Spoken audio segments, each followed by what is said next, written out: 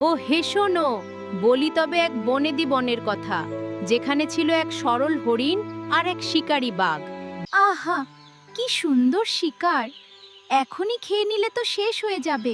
তার চেয়ে বরং একটু বসে জিরিয়ে নি। শিক্ষা বাঘ মই হাবধানি। ওহ বনরাজ, আপনার শক্তি তো অতুলনীয়। এমন তাজা হরিণ ধরেছেন। তবে কি জানেন, আমি একটা খারাপ খবর শুনেছি। হ্যাঁ, কি বলছিস? হুম, কি খবর?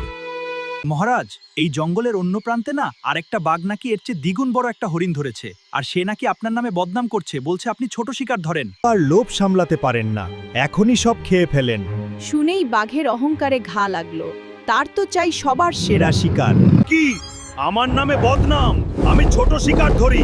দাঁড়াও, আমি এক্ষুনি যাচ্ছি, তাকে দেখিয়ে দিচ্ছি আসল শিকারীকে।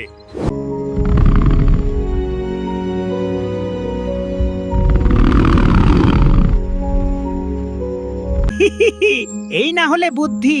ওহে হরিণ বন্ধু, বাঘ ফিরলে কিন্তু তোমার কপালে দুঃখ আছে। পালাও, জলদি পালাও।